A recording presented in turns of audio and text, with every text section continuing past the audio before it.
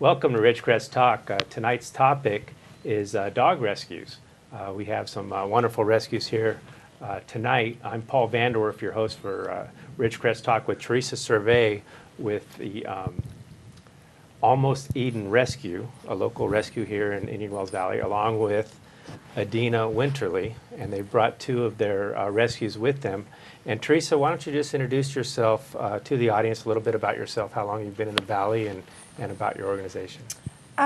Well, we're all local ladies that live here in Ridgecrest, and we were all fostering for different rescues outside of the area, and noticed that Ridgecrest did not have a predominantly dog rescue in this area, and so we formed one. And we filed for our 501c3 and everything, so we're a legitimate public charity. And we began rescuing dogs from high-risk animal shelters where they were at danger of being killed, as well as owner surrenders that could no longer take care of their pets due to one reason or another, and helping out our local shelter here in Ridgecrest. And taking the dogs, and we rehabilitate and get them all vetted and take care of them and train them. We concentrate on potty training, crate training, leash training, and then try to find them the best possible homes. Right, and it seems like as the economy has gotten bad or times have gotten harder, that people aren't able to take care of their pets, or they're unable to get involved. Have you seen an increase over the last few years, or what has that been like? Well, I've only been doing it for a couple years, but during the time that I've been involved, it's been bad. It's been bad. Our shelters are so overcrowded, and daily there's tens of thousands of dogs put to sleep simply because there's not enough homes available. And it's tragic. It's sad. Now, the one thing that really seems to have changed, though, is with the internet, is the way people can communicate. So you can actually find a home for a dog in a much greater area than what used to be. You would have somebody who might be interested in the dog, but they'd be too far away. But nowadays, that's a lot bigger window. How big of an area have you been involved with the rescues? That's very true. I have rescue contacts now because of the internet and especially Facebook. I have rescue contacts all across the country and into Alaska and Canada. And we have adopted as far back east as Wisconsin. We've adopted dogs to Alaska.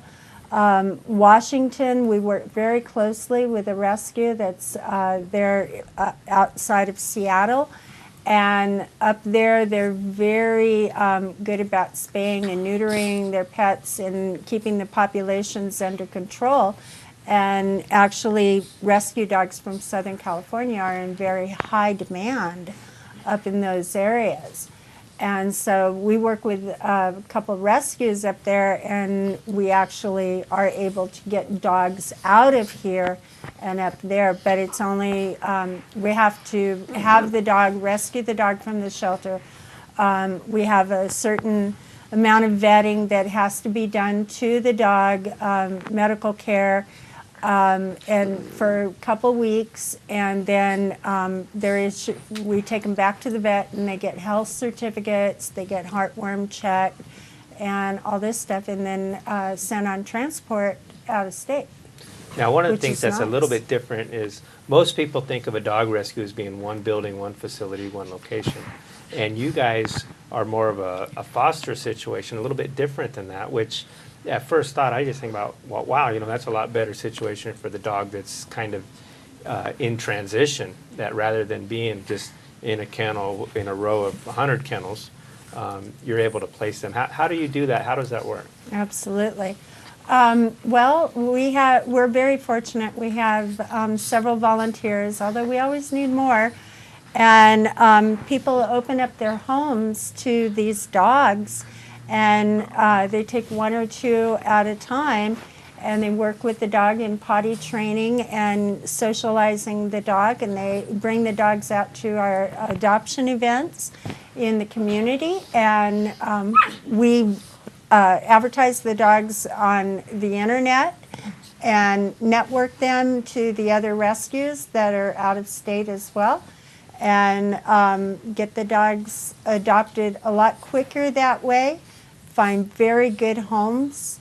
And it's also easier to check out people to see if they're going to supply a good home to a dog or not because of the internet. It's very nice. Right. So, and that's kind of a difference, because like when you go down to the Humane Society or the local animal control to pick out a dog, they typically don't come to the home and check.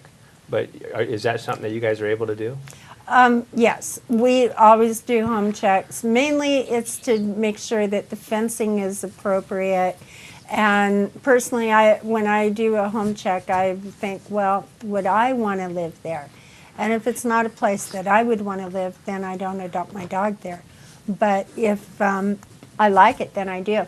Now, this is something that our shelter here in Ridgecrest, the Ridgecrest Animal Shelter that is funded by the city of Ridgecrest, does, which is top-notch and unheard of. Our shelter does do home checks. Wow, it's really? not just the rescue here that does Yeah, I'd them. never heard of animal control actually being able to do a home check. None of the other ones do. None of them, but ours does. Well, that's Mary even Stage. an extra plus then. Mary Stage runs the animal shelter here, and she's amazing.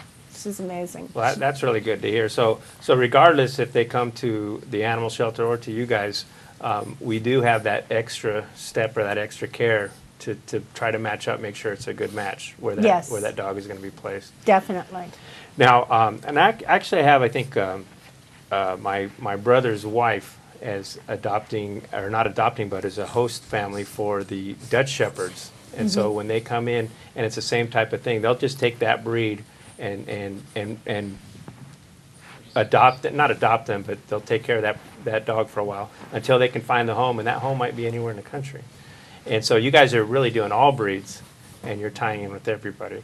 I know we got a story to tell with these two, and we're going to go to break here in just a few seconds, but it is really interesting for people to hear the way that's going differently. Let's go ahead and go to break, and we'll be right back. This is Paul with Ridgecrest Talk, and we're going to be back with talking about dogs at the rescue.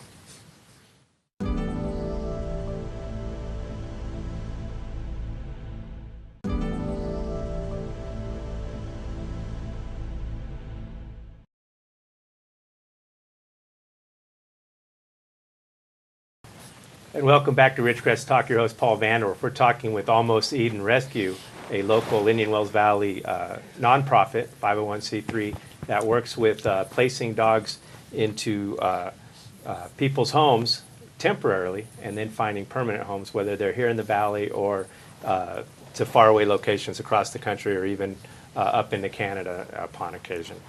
Teresa, you brought two of our guests here, two of the puppies. Why don't you tell us a little bit about their story? Well, this is Aurora and her sister Ella. We first found them on the last Saturday of March, and they were being given away for free in front of Home Depot on China Lake Boulevard. And they were only about 6 weeks old at the time, and they all had bloody diarrhea. One of them, by the time that we got there to get them, there were only 3 left, and one of them had already been given away.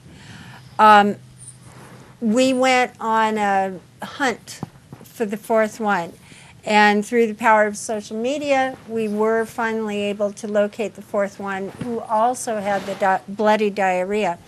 Now, there's a couple things here. Number one, in the state of California, it is actually a law about not selling any live animal in front of stores or on sidewalks or in public places. The only people that are allowed to do that are rescues or the animal shelter. This was a private party. Number two, the bad thing about this is they were underage. They were under 8 weeks old. Dogs need to, when they're puppies, they need to stay with their litter mates. They need to stay with their mom for as long as possible. 8 to 10 weeks is ideal. The state of California actually has a law that they cannot be separated under 8 weeks old without a veterinarian agreeing that there's some sort of medical condition or something where they need to be separated. The reason for that is because of socialization issues.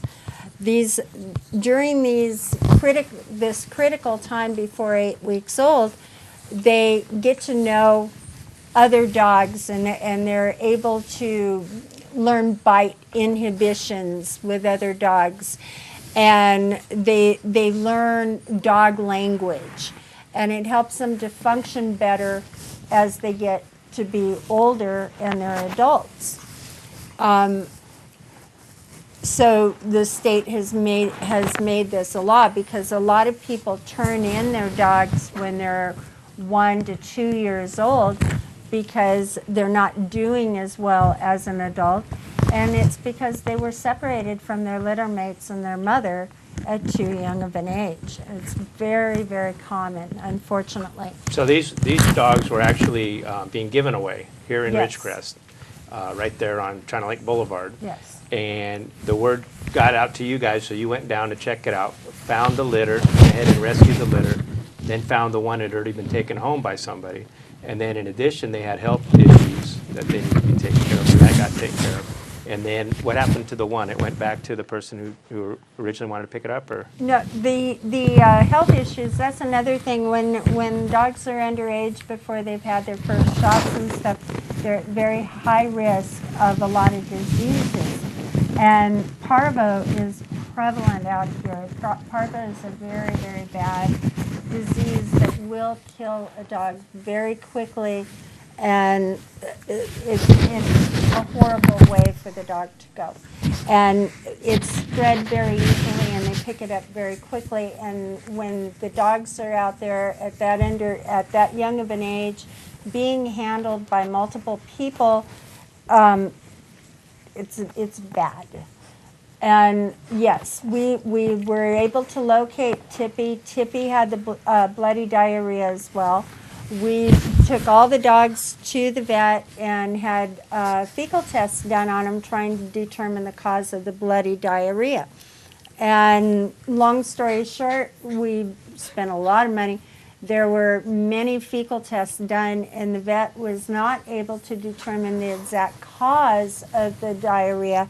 However, with change in medications like 3 times, the third time that we changed the medication, it did stop the diarrhea. And they've been on watch now for nearly a month, and they're very healthy and very happy and playful. And I think that's a good point that you make. The veterinarian has such a challenge because they have to deal with just about everything that a human doctor would be dealing with. And a lot of times they don't get the history, or they can't talk to the patient and get the information that we are able to give our doctors. And so these doctors so far have a pretty good story that they were rescued. They weren't in bad enough shape that they had to be put down or anything, but you were actually able to get them healthy again, and now they're in the process of getting adopted out. Now these, you say, are only 3 months old? Yes. And they look like they're just going to get huge. Yeah. The guy that we got him from said that the mom was boxer, and we definitely do see the boxer in them. We believe that the father was probably mastiff because they look like massive boxers. And they've got huge paws. 2 of them have already been adopted. Ella and her sister Aurora are still available. And Yeah, they look like they're ready to come home and chew up on my shoes. I know they get that age, you have to hide all your shoes, else Yeah. they're going to go through some wear and tear. Puppies do that. They chew on shoes. They'll chew your arm. Whatever they can get a hold of. Everything is a learning phase for them. And if I had a toy, I would be putting the toy in their mouth right now instead of my arm. But I didn't bring toys to the studio today. Now, Sorry about Adeana that. came with you today, and Adeana has some special skills. Let's talk about that for just a minute.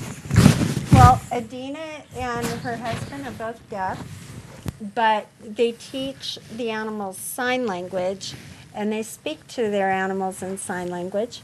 And they, Adeana fosters for us, and her specialty is deaf animals.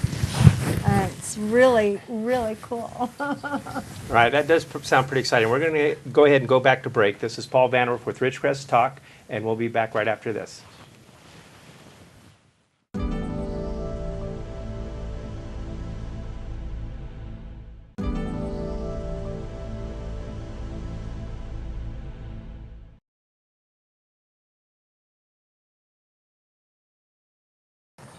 And welcome back to Ridgecrest Talk. We're talking foster homes for dogs here in Indian Wells Valley, Almost Eden Rescue with Teresa, Servais, and Adeana, who is deaf and also works with dogs who are deaf. Yes, and so sir. she's able to use sign language and then also get them to pay attention to her even though they can't hear what's being said or what's going on around them. Right.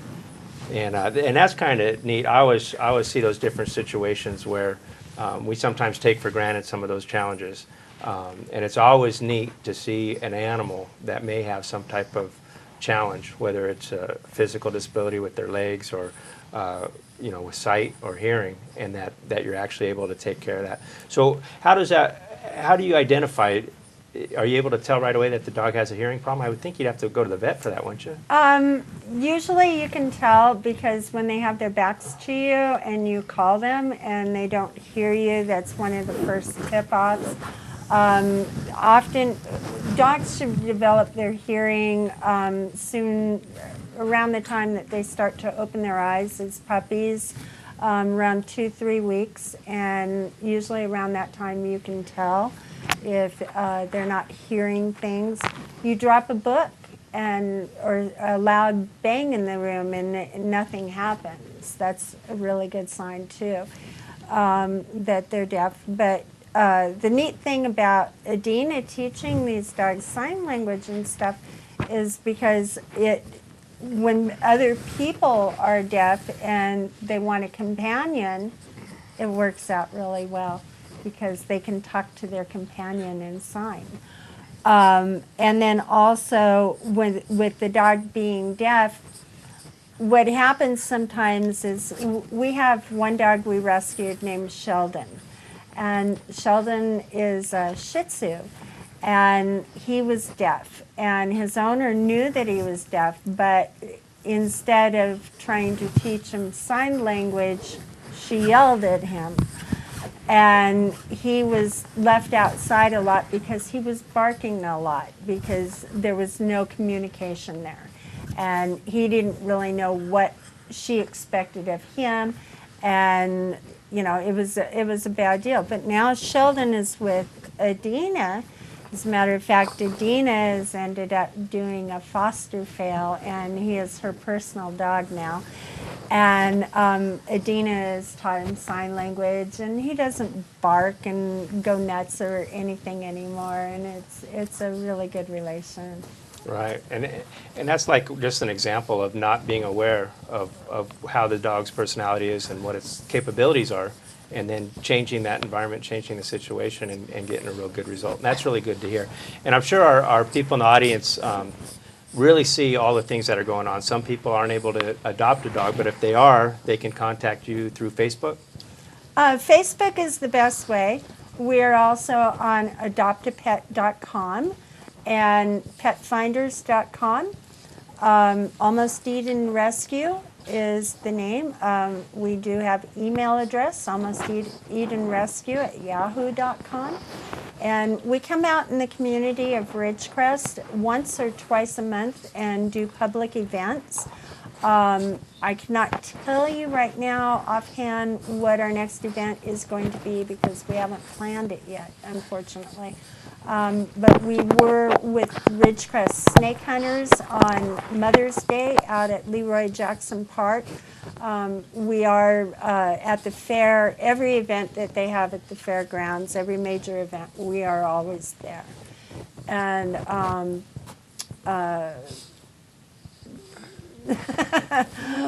Yeah, we take every opportunity we can. It is quite The Petroglyph Festival too. quite a neat thing to see in the community. I love going out and seeing something I don't always expect. For example, you were out at the county park with the snake hunters. Yes, sir. And then we also had the desert tortoise folks there too.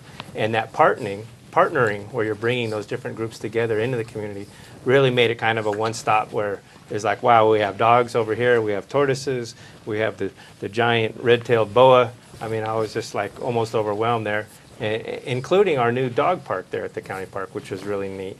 And so that made a great combination. We've done other events together before, and we're certainly going to be doing more events together in the future. Right. And so obviously we need people to adopt the dogs, but you're saying one of the biggest needs, which is always a challenge, is having those homes that they can stay in for fostering until they're ready to go into a home.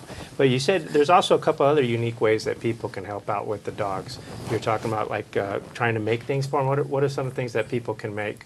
At our events, we sell dog treats that are homemade. We also sell dog toys that are homemade. Some people do jewelry. Some people do just bake sale goods.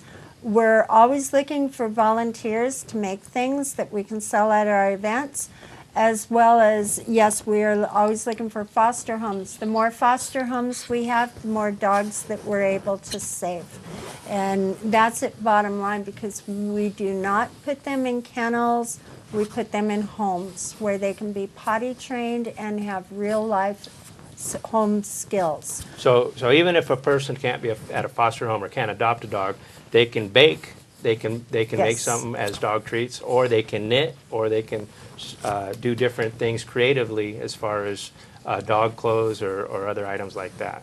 Absolutely. And are there any partners here in the community that you wanted to maybe give a shout out and say thanks or anything? Yes. Desert Dog and the Pet Boutique and Jennifer Kuhn's $5 Fashion Jewelry have been very big supporters of our rescue, and we greatly appreciate it. They do a lot for us. We're always looking for more sponsors, and we're always looking for donations. They're always welcome. We do take a lot of medical dogs in that need very expensive, extensive treatment, and it's all for a very, very, very good cause. All right, well, I think we're just about ready to wrap it up, so I just really appreciate you guys coming down to the studio talking about the dogs here in the Valley. Remember, if you have a loved one or friend outside of the area, that you guys can arrange for transportation to get those dogs to them, right? Yes, sir. All right, and so we're going to wrap up. This is Ridgecrest Talk with Paul Vanderwerf. The name of the organization is Almost Eden Rescue, and you can find them on Facebook is the best way to do that, right? Yeah. And so hopefully we're going to hear a lot more from you, and we'll have you coming back in the not too far future to give us some results of some other great stories. That would be Thank you very much, wonderful. and have a Thank great you. evening.